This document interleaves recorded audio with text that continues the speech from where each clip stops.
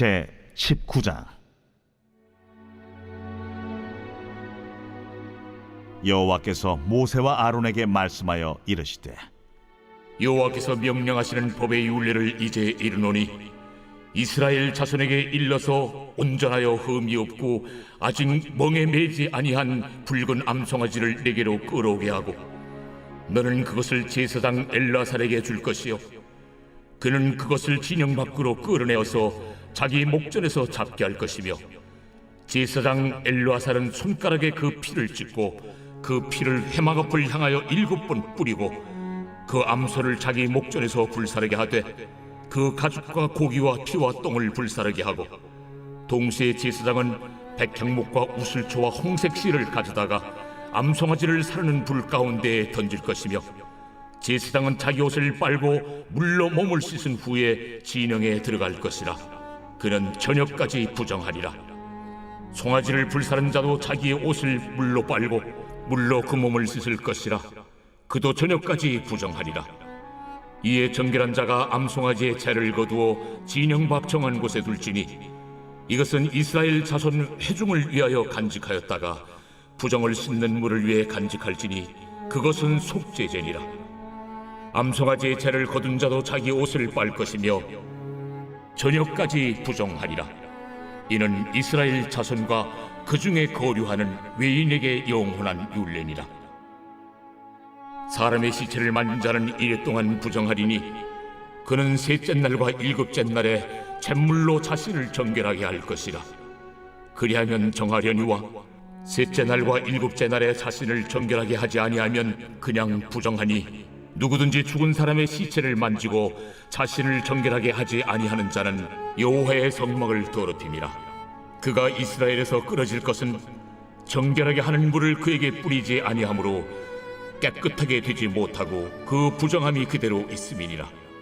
장막에서 사람이 죽을 때의 법은 이러하니 누구든지 그 장막에 들어가는 자와 그 장막에 있는 자가 이래 동안 부정할 것이며 뚜껑을 열어놓고 덮지 아니한 그릇은 모두 부정하니라. 누구든지 들에서 칼에 죽은 자라 시체나 사람의 뼈나 무덤을 만졌으면 이래 동안 부정하리니 그 부정한 자를 위하여 죄를 깨끗하게 하려고 불사른 재를 가져다가 흐르는 물과 함께 그릇에 담고 정결한 자가 우슬초를 가져다가 그물을 찍어 장막과 그 모든 기구와 거기 있는 사람들에게 뿌리고 또 뼈나 죽임을 당한 자나 시체나 무덤을 만진 자에게 뿌리되 그 정결한 자가 셋째 날과 일곱째 날에 그 부정한 자에게 뿌려서 일곱째 날에 그를 정결하게 할 것이며 그는 자기 옷을 빨고 물로 몸을 씻을 것이라. 저녁이면 정결하리라. 사람이 부정하고도 자신을 정결하게 하지 아니하면 여호와의 성소를 더럽힘이니 그러므로 회중 가운데서 끊어질 것이니라. 그는 정결하게 하는 물로 뿌림을 받지 아니하였은즉 부정하니라. 이는 그들의 영구한 율례니라. 정결하게 하는 물을 뿌린 자는 자기 옷을 빨 것이며 정결하게 하는 물을 만지는 자는 저녁까지 부정할 것이며 부정한 자가 만진 것은 무엇이든지 부정할 것이며 그것을 만지는 자도 저녁까지 부정하리라.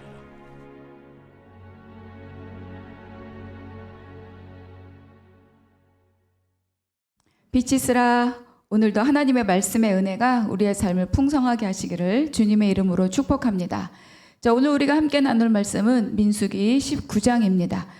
18장을 말씀 나눌 때도 이제 말씀을 드렸는데 19장은 이제 16장부터 이렇게 연결되어서 그 종결장이라고 해도 좋을 장입니다.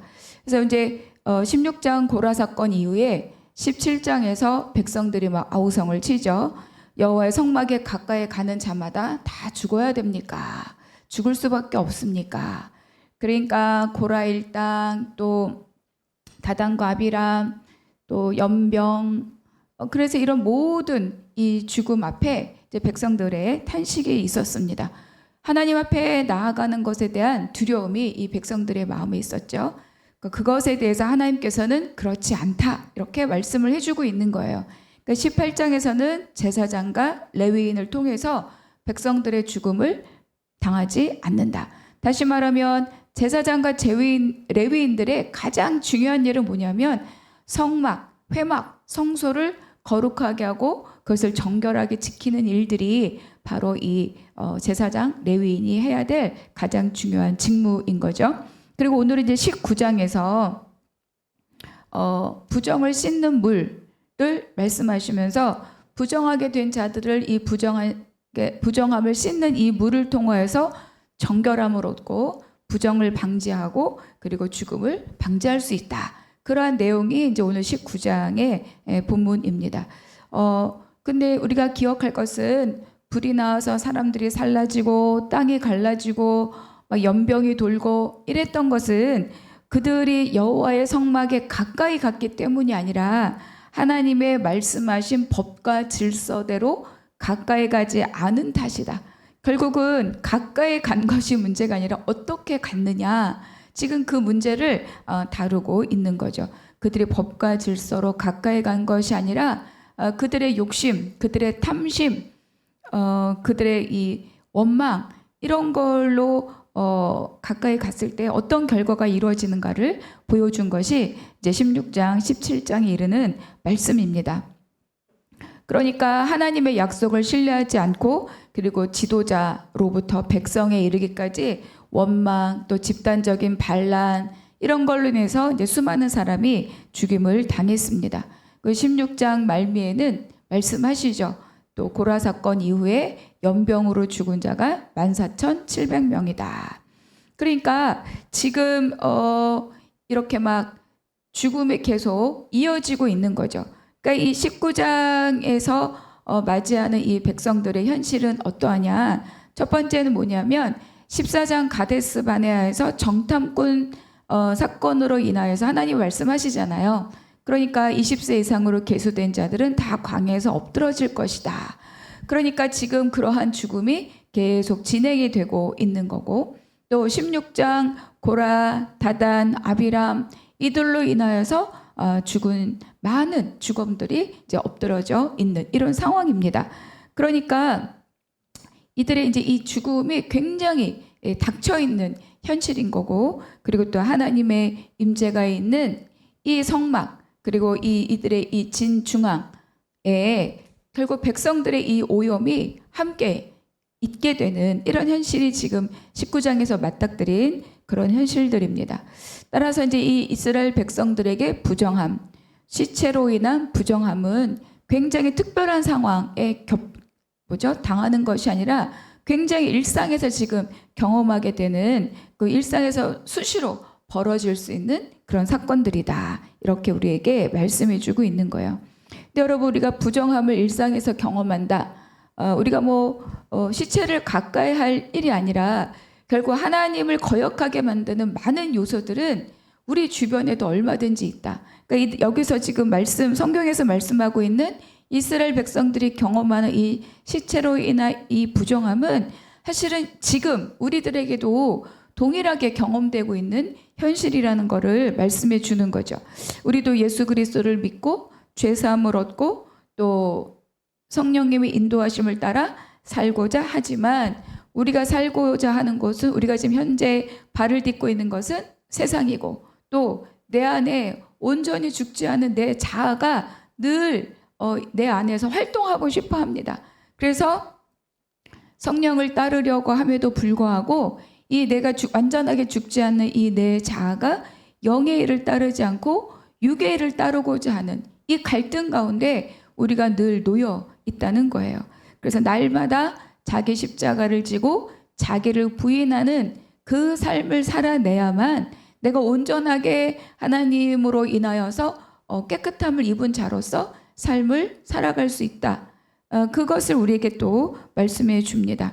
그런데 만약에 날마다 자기 십자가, 자기 부인 이 삶을 내가 살아내지 않으면 여기 있는 백성들처럼 하나님의 인도하심이 있음에도 불구하고 불평과 원망과 반역 그래서 이렇게 살아가는 이 광야 백성의 삶을 우리도 지금 이 현재 가운데 그대로 살아갈 수도 있다. 그런 것들을 우리는 좀 경계하면서 말씀을 보아야 할 것입니다. 근데 여러분 우리가 자기 부인을 한다고 해서 막 이를 악물고 막 꾹 참는 이런 거를 자기 부인이라고 하지 않아요. 그렇게 하다가는 화병이 날 뿐입니다. 물론 우리가 이제 내 의지적으로 이렇게 참는 것도 순간 필요하죠. 그런데 만약에 꾹 참는 것으로만 끝난다고 한다면 점점 이 내 의가 쌓여가고 결과적으로는 율법적인 삶이 될 수밖에 없고, 그렇게 계속 내 안에 이제 보상 심리가 올라오죠. 나는 참았는데, 나는 인내하는데, 나는 뭐 이런 것들이 계속 나로 하여금 이렇게 내 자신에 대한 자기를 부인하도록 만들어주는 게 아니라 계속 내 자아를 드러나게 하고자 하는 마음의 욕구들이 계속 일어날 수밖에 없다. 결국은 자기를 부인한다는 것은 하나님 말씀 앞에 나를 노출시켜서 내 안에 숨겨진, 어쩌면 때로는 나도 인지하지 못하고 있었던 그런 내 마음들이 이렇게 드러나는 거죠. 그래서 그거를 내가 인정하고 하나님께 드리고 또 회개하고 이런 것들이 있을 때 내가 자기 부인의 삶을 살 수 있다. 안 그러면 내 자아가 너무 강력하거든요. 그러니까 바울도 내 안에 두 법이 싸운다 이렇게 말하지 않았습니까? 그러니까 어느 법으로 내가 이길 거냐, 그거는 이제 내가 하나님과 어느 만큼 가까이 동행하는 삶을 사느냐가 결정해 주는 것이지, 저절로 내가 예수 믿고 예수님을 나의 주인으로 고백했다고 해서 저절로 사라지는 것은 절대로 아닙니다. 그래서 혹시 이제 이 말씀을 듣고 있는 여러분 중에 누군가가 지금 막 내가 언제까지 막 이렇게 지금 분한 마음을 갖고 계신 분이 혹시 있으시다면 잠깐 숨을 멈추고 하나님 앞에 조용히 눈을 감으시고 나의 이 마음들이 어디로부터 온 것인가를 잠시 살필 수 있는 그런 또 여유와 은혜가 있으시면 좋겠습니다. 그래서 하나님 앞에 결국은 나를 이렇게 내놓는 것이 이제 시작입니다. 자, 이제 하나님께서는 이제 이러한 아까 말씀드린 이 부정함, 시체, 죽음으로 인해 이 부정함을 늘 일상에서 경험할 수밖에 없는 이 백성들의 현실 속에서 이 부정함을 씻을 수 있는 그런 길들을 이제 오늘 본문에서 말씀해주고 있는 거예요. 그러니까 하나님께서는 백성들이 부정을 입으면 내가 벌한다, 이게 목적이 아니고 계속 부정함을 입지 않도록, 또 부정함을 입었을 때 다시 정결함을 입고 하나님 앞에 가까이 나올 수 있는 자가 되도록 계속 예방책과 대비책과 그리고 해결책들을 지금 이 백성들에게 계속 제시해주고 계신 겁니다. 그래서 오늘 본문에서는 부정함을 입은 자들이 정결함을 얻을 수 있는 이제 잿물이라고 나오죠. 이제 그거를 만드는 방법, 그거의 용도, 이런 것들에 대해서 기록해주고 있습니다. 1절, 여호와께서 모세와 아론에게 말씀하여 이르시되, 그러니까 제사장들에 관련된 것이 아니라 대부분 이제 백성들에 관련된 말씀은 보통은 이제 하나님께서 모세에게 이르시되, 주로 이렇게 시작되는 경우들이 거의 대부분인데, 오늘은 하나님께서 모세와 아론에게 말씀하여 이르시되, 이거는 이제 이어지는 말씀을 보면 제사장이 해야 될 역할이 있기 때문이기도 하고, 또 이제 16장, 17장 계속 이제 아론의 권위가 도전을 받았잖아요. 그래서 하나님이 다시 한번 새롭게 규정된 아론의 권위를 백성들 앞에 다시 한번 세워주시는 그런 말씀입니다. 자, 2절, 여호와께서 명령하시는 법의 율례를 이제 이르노니 이스라엘 자손에게 일러서 온전하여 흠이 없고 아직 멍에 매지 아니한 붉은 암송아지를 내게로 끌어오게 하고. 그러니까 여기 이제 이 사용될 짐승의 조건이 기록되어 있죠. 온전하고 흠이 없고 멍에 매지 아니한 붉은 암송아지. 그러니까 요거를 이제 문자 그대로 이렇게 번역을 하면 그 위에 멍에가 오르지 않아 그 안에 상처가 없는 흠 없고 피의 색깔을 띠는 젊은 암소, 이렇게 이제 번역할 수 있어요. 그러니까 멍에를 씌우고 벗기다 보면 몸에 이제 상처가 날 수도 있잖아요. 여기서 붉은이라고 하는 이 단어는 뭐예요? 핏빛과 같은 색깔. 그래서 결국은 이 붉다라고 하는 것은 아주 강력한 피의 색깔, 강력한 생명력을 여기서 상징해 줍니다. 그러니까 멍에를 매지 않았다. 이거는 물론 세속적인 용도에 사용되지 않았음과 동시에 멍에, 어떤 속박, 억압, 굴레, 이 죄로부터의 모든 굴레로부터 자유한 거죠. 한 번도 그런 것을 쓴 적이 없는, 그로부터 완전히 자유한 그런 존재됨을 멍에를 매지 않은 이라고 이렇게 우리에게 말씀해 주고 있어요. 그러니까 또 암컷, 젊은 암소 이렇게 말씀해 주죠. 여러분, 암컷의 특징이 뭐예요? 그렇죠. 생명을 출산하는 것이 이 암소의 기능이고 또한 특권입니다. 그러니까 피를 흘리면서 결국은 생명을 얻죠. 그러니까 결국 이 암컷은 피를 흘려 생명을 얻는다.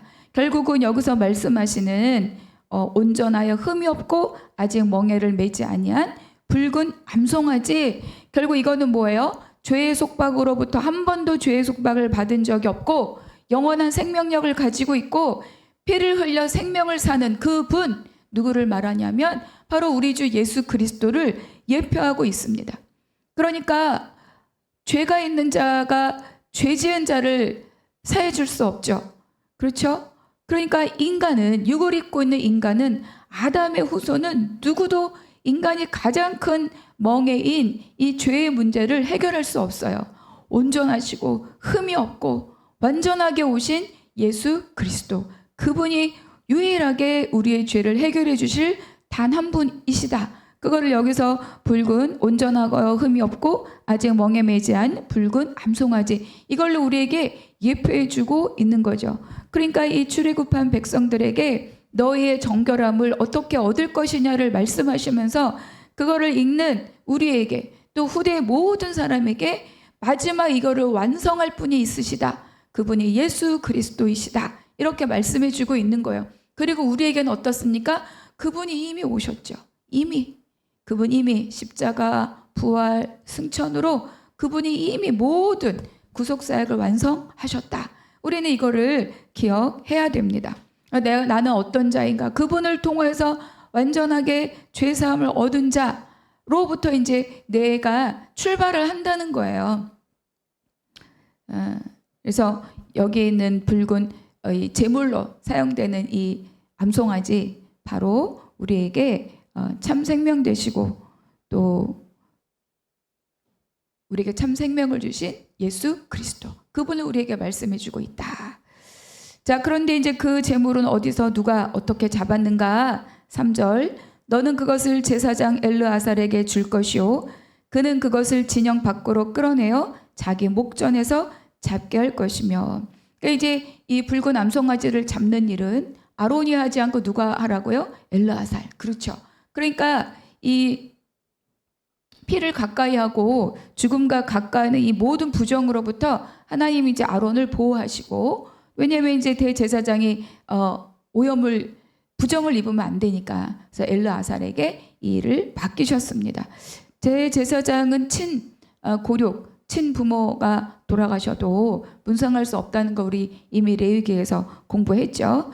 그래서 왜냐하면 죄의 대가가 죽음으로 상징되었고 그것을 접촉하는 자마다 다 부정을 입고 하나님 앞에 가까이 나아갈 수 없다고 했기 때문에 대제사장 아론이 아닌 엘르아살에게 이 일을 맡겼습니다. 그런데 이제 제물이 어때요? 그 제물을 그것을 진영 밖으로 끌어내요.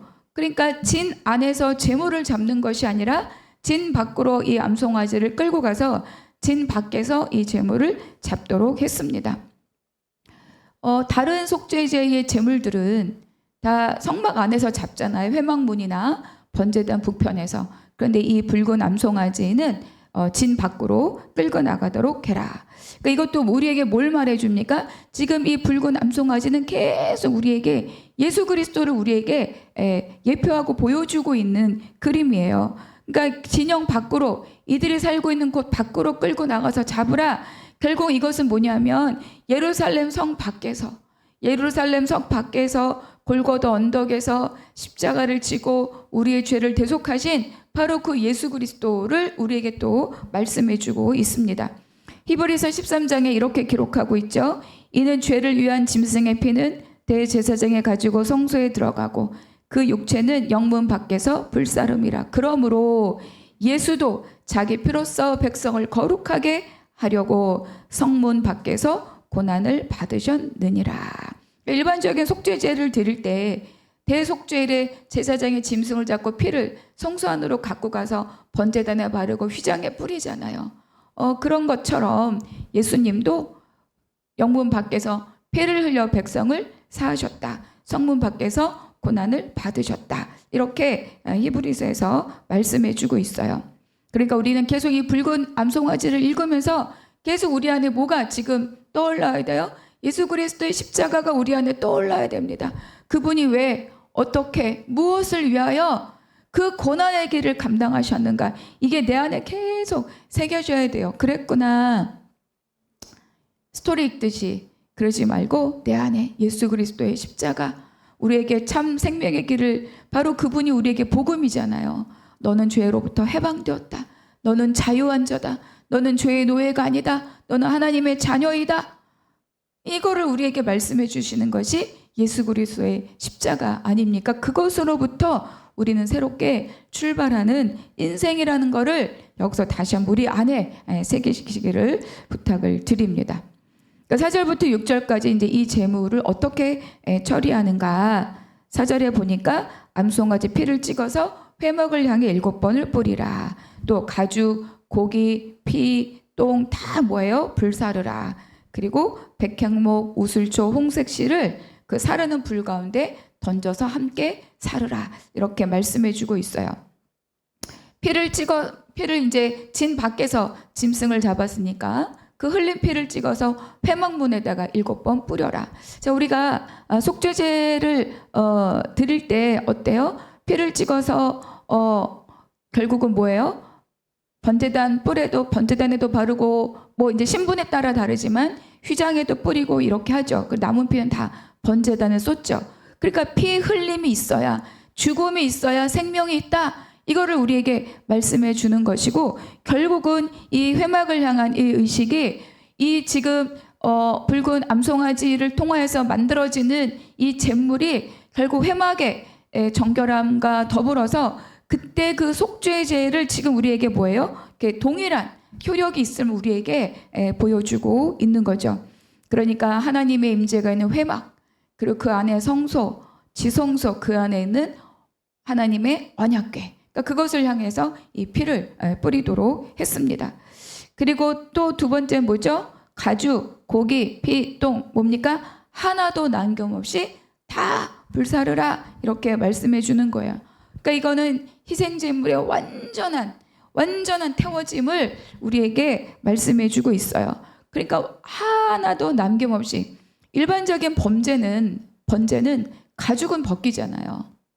그런데 여기선 가죽, 피, 똥, 뭐 전부 다 남김없이 불사르라. 결국은 우리 죄를 위하여서 피, 물 남김없이 쏟으신 그 예수 그리스도의 희생사역을 우리에게 지금 예표해 주고 있죠. 그리고 그 희생사역에 대해서 뭐라고 말씀하느냐? 백향목, 우슬초, 그리고 또 하나 뭐죠? 홍색실. 결국 이 백향목은 어때요?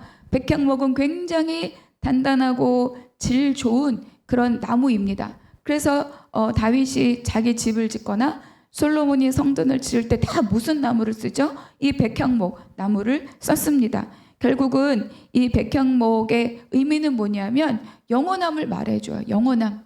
영원성을 의미하는 게 바로 이 백향목 나무입니다. 우슬초, 이 백향목 나무에 비해서 우슬초는 굉장히 하찮은 그냥 풀과 같은 그런 나무예요. 그런데 이 우슬초가 언제 쓰여집니까? 출애굽기 할 때 어린 양의 피를 임방과 문설주에 바를 때 뭐예요? 우슬초로 발라요. 그리고 또 나병 환자의 정결 예식을 할 때 또 우슬초로 피를 바르죠. 그리고 또 속죄사역, 그러니까 이 속죄사역을 할 때 피를 뿌리는 도구로 사용되는 것이 바로 이 우슬초입니다. 그리고 홍색실을 함께 던지라. 홍색실, 붉음, 이건 아까 말씀드린 것처럼 피를 상징하죠. 이것과 동일한 단어가 여호수아 1장 붉은 줄을 내렸다 할 때와 같은 단어를 사용하고 있어요. 결국 그 붉은 줄은 라합에게 무엇이었습니까? 생명줄이었죠. 그렇죠. 그래서 그것은 예수 그리스도의 보혈을 상징한다. 생명의 영원성, 속죄사역의 도구, 그리고 보혈. 그러니까 이거는 다 이 뭐죠? 다 불사르는 붉은 암송아지와 함께 사름을 통하여서 바로 우리 주 예수 그리스도의 이 속죄사역의 영원성, 완전성을 우리에게 말씀해주고 있는 거죠. 한 번에 영원히 온전하게 어떤 것도 이것에 조금의 흠도 있을 수가 없는 것이 바로 예수 그리스도, 바로 그분의 십자가입니다. 여러분, 예수 그리스도를 통해 얻은 우리의 생명은 흠이 있거나 보충하거나 보완해야 될 일이 하나도 없는 일입니다. 그것을 아니다라고 말하면 다 거짓된 일들이에요. 그건 다 우리가 버려야 될 이단들입니다. 그래서 예수 그리스도를 통해 얻은 우리의 이 생명은 영생이다, 이렇게 성경에서 말씀해주고 있어요. 그리고 7, 8절에 보면 이제 엘르아살이 암송아지를 끌고 나가서 목전에서 잡지 않습니까? 부정을 입었다라고 이야기하죠. 저녁까지 부정하다. 또 송아지를 불살한 자도 자기 옷을 빨고 몸을 물로 씻고 저녁까지 부정하다. 그러니까 정결함을 위해서 암송아지를 잡았는데 그들이 지금 뭐예요? 부정하다, 이렇게 말씀하고 있는 거예요. 결국 이 재를 통해서 흐르는 물에 이 재를 넣어서 뿌릴 때 정함을 얻는 거잖아요. 결국 뭘 말씀해 줍니까? 죽음으로 우리가 뭐예요? 정함을 얻는다는 거예요. 이 암송아지의 죽음으로 그 죽음의 재를 물에 타서 뿌림으로 뭐예요? 정함을 얻는 거죠. 결국 무엇을 말해 줍니까? 죽음으로 이 정함의 생명의 대가를 치른다는 거예요. 예수 그리스도의 죽음으로 우리 뭘 얻었죠? 생명을 얻었습니다. 결국 생명으로 생명을 갚고 얻은 것이 바로 우리의 구원이고 우리의 죄의 씻음이다. 이거를 반드시 기억해야 됩니다. 우리는 아무런 정말 하나님의 은혜로 구원을 얻었지만 우리 입장에선 거저지만 하나님은 거저 주신 게 아니라는 거예요. 자기 아들을 죽기까지 내어주셨다. 왜? 우리를 사랑하심으로. 그러니까 나의 생명의 존재가 얼만큼 귀한 것인지, 얼마나 큰 대가를 치르고 내 존재가 새롭게 시작되었는지를 우리는 알아야 돼요. 그래서 함부로 내 자신이나 나의 생명이나 어떤 환경 조건에 의하여서 나를 스스로 비하하거나 폄하하는 일들이 하나님 앞에서 엄청 큰 범죄임을 우리는 꼭 인식하셔야 돼요. 다른 것으로 내가 평가받는 것이 아니다. 나의 출발은 어디에 있다? 예수 그리스도의 생명값 위에 나의 생명이 시작되었음을 우리는 꼭 기억해야 합니다. 9절, 이에 정결한 자가 암송아지의 죄를 거두어 진영 밖 정한 곳에 둘지니 이것은 이스라엘 자손 회중을 위하여 간직하였다가 부정을 씻는 물을 위해 간직할지니라. 이것은 속죄제니라. 속죄제가 있었지만 이 일반 백성들에게 하나님께서 이거를 속죄제로 받아주신다는 거예요. 그러니까 이렇게 아까 만들어진 암송아지의 죄를 진영 밖 어떤 일정한 것에 둔다는 거죠. 그리고 이것을 갖고 있다가 부정을 씻어야 될 때 흐르는 물에 이거를 넣어서 백성들에게 뿌린다. 이렇게 말씀해주고 있어요. 그러니까 우리가 레위기에 보면, 그러니까 이 진영 바깥에 재를 버리는 곳을 따로 정해두었죠. 그것을 정결한 곳으로 가져다가 나무 위에서 사른다. 그러니까 그 말씀에 보면 진영 밖에 어떤 여기다라고 이렇게 이것은 정한 곳이다라고 의식적으로 정해놓은 그런 장소가 있는 거죠. 그러니까 이곳에 이 재를 보관하도록 하였다. 그 이유는 뭐예요? 이스라엘 백성들을 위해서예요. 성막에 들어갈 수 없죠. 부정을 입은 자는. 그리고 진영 밖에 그들은 부정함을 입었기 때문에. 그러니까 이들을 위해서 어떻게 하는 거죠? 진영 바깥에 두어서 이들이 흐르는 물에 이걸 넣어서 셋째 날, 일곱째 날 매일 뿌리는 것도 아니에요. 셋째 날, 일곱째 날에 뿌림을 통하여 그들이 정함을 입는다. 이것이 속죄제다. 이렇게 하나님이 말씀해 주는 거예요. 그러니까 일상에서 늘 부정함을 경험할 수밖에 없는, 그리고 그것이 내 의도가 있든 아니든 갑작스럽게 우리 가정에서 가족이 죽었든 또 내가 방문한 집에서 그 공간에 사람이 죽었든 어쨌든 이들은 40년 내내 많은 이들의 죽음을 접할 수밖에 없는 이런 환경 가운데 그때 어떡할 것이냐 하나님의 말씀해 주는 거예요. 이것이 너희의 속죄제니라. 왜 이렇게 했냐 왜 저렇게 했냐 이것이 문제가 아니라 하나님께 이것을 너희의 속죄제다 이렇게 하나님께서 말씀해 주셨죠. 하나님께서 이것을 나의 율례다 이렇게 주신 거야. 하나님의 말씀하심으로 그 말씀대로 결정이 되는 거죠. 그러니까 하나님은 우리에게 무엇을 말씀해 주는가? 이스라엘 백성들이 처해 있는 그 삶의 자리에 어쩔 수 없다. 그때마다 내가 정해준 대로 이렇게 해라 저렇게 해라 그렇게 막 고지식하고 완고한 그런 분이 아니라 하나님의 법의 원칙은 그대로 갖고 있으면서 백성들이 경험할 수밖에 없는 겪을 수밖에 없는 그리고 본인들이 어떻게 할 수 없는 그들의 모든 일상의 환경들을 하나님 늘 살피고 계시다라는 것을 우리는 기억해야 됩니다. 우리는 가끔 하나님이 나랑 상관없이 뭐 여러분은 아닌가요? 저는 그랬던 경험이 많이 있거든요. 하나님은 나와 상관이 없다. 나는 이렇게 힘들고 나는 이렇게 고통스러운데 하나님은 저 높은 하늘 위에서 얘가 얼마나 잘하나 두고 보자. 마치 이렇게 계시는 하나님인 것처럼 내가 오해하고 곡해함으로 스스로 멍해를 지고 갈 때가 있었습니다. 그거를 벗고 나니 얼마나 놀라운 하나님의 부여와 풍요의 세계가 있다는 것을 난 발견한 거죠. 그러니까 여러분 하나님이란 존재는 하나님 우리와 멀리 계신 분이 아니라 늘 우리와 함께 기억하시고 지금 나는 하나님과 상관없이 하나님으로부터 버려진 거 아닌가 이런 마음이 갖고 계신 분들이 있다면 그 마음을 속히 돌이키시고 하나님 앞에 회개하시고 하나님 나와 지금까지 함께 해주셔서 감사합니다 고백할 수 있는 여러분 중에 누군가 한 분 있으시기를 주님의 이름으로 축복합니다. 그러니까 속죄제에 드리는 많은 과정이 있고 절차가 있는데 하나님께서 그거가 아닌 백성들을 위해서 바로 이 붉은 암송아지를 태운 재를 흐르는 물에 넣어서 백성들에게 뿌릴 때 이것이 속죄제다. 너희는 다시 정결하다. 이렇게 말씀해 주셨습니다. 히브리서 9장에서 이렇게 말씀해 주죠. 레위기나 법전 모세오경의 법을 읽을 때 히브리서 같이 읽으면 좋습니다. 염소와 황소의 피와 및 암송아지의 죄를 부정한 자에게 뿌려 그 육체를 정결하게 하여 거룩하게 하거든. 심지어 이 짐승의 죄로도 너희를 거룩하게 할 수 있거든. 이렇게 말씀하는 거예요.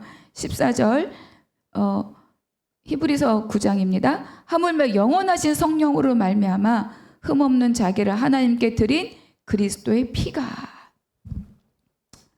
짐승을 태운 그 죄로도 너희를 하나님께서 정결하게 하실 수 있거든. 하물며 그리스도의 피가 어찌 너희 양심을 죽은 행실에서 깨끗하게 하고 살아계신 하나님을 섬기게 하지 못하겠느냐.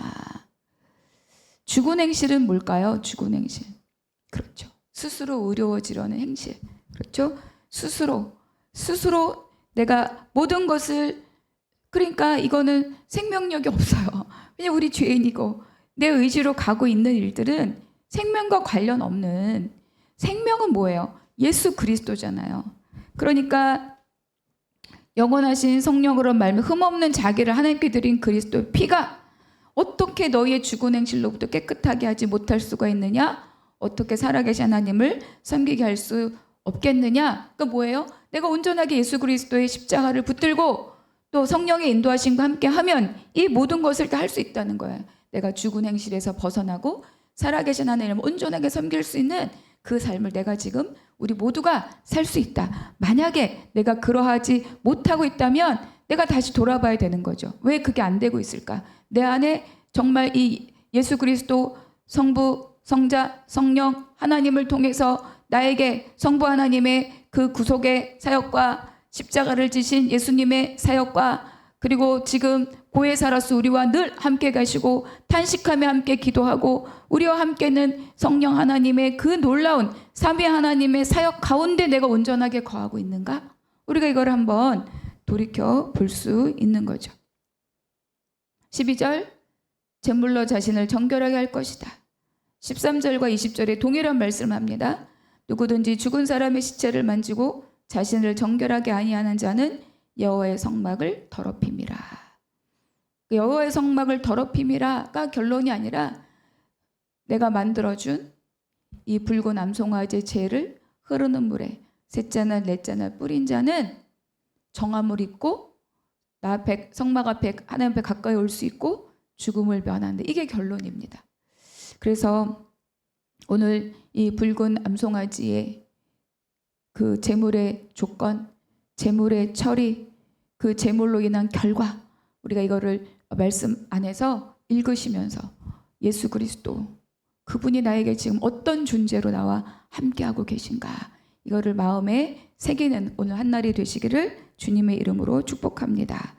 19장 정리하면 첫 번째, 여러분 나에게 주신 한 구절 말씀 꼭 한번 그냥 흘려 넘기지 마시고 오늘 이 22절까지의 말씀 중에 오늘 유독 나에게 부닥치는 말씀이 뭔가 찾으시고, 또 하나님은 이 말씀을 통하여서 오늘 나에게 무엇이라고 말씀하시는가, 사실 이게 가장 핵심이에요.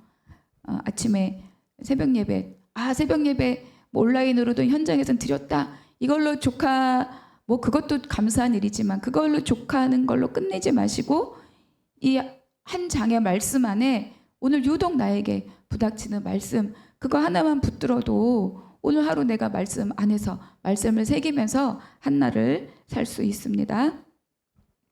두 번째, 하나님께서는 백성의 형편을 외면하지 않으시고 또 길을 열어 주십니다. 나는 내 삶의 모든 형편에 하나님께서 함께 하심을 내가 믿고 있습니까? 또 기도하며 동행하고 있습니까? 아니면 상관없이 내가 내 방법, 내 길을 찾으면서 그 길이 찾아지기를 기도하고 있지는 않습니까? 한번 질문해 보면 좋겠습니까? 세 번째, 나는 죄에 대해서 민감히 반응합니까? 내 속에 감추고 겉모습만 경건히 살아가고 있지는 않습니까? 하나님 앞에 정직하게 꺼내 놓고 내가 빨아야 돼. 내가 빨아야 돼. 나의 죄의 옷은 없습니까? 기도하겠습니다.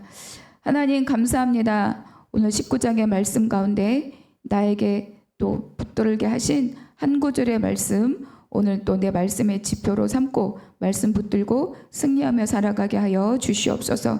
하나님, 흠없고 멍에 매지 아니한 붉은 암송아지, 하나님 그 제물의 조건과 처리와 결과를 보며 예수 그리스도의 십자가를 다시 한번 기억하게 하시니 감사합니다. 오늘 그 십자가를 기억하며 내 삶이 환경에 의해서 규정되는 것이 아니라 그 십자가로 우리를 새롭게 하신 하나님의 놀라운 구속 사역으로 내 인생이 다시 시작되었음을 기억하고 강건히 살아가게 하여 주시옵소서. 모든 것 감사하고 우리 주 예수 그리스도의 이름으로 기도하옵나이다. 아멘.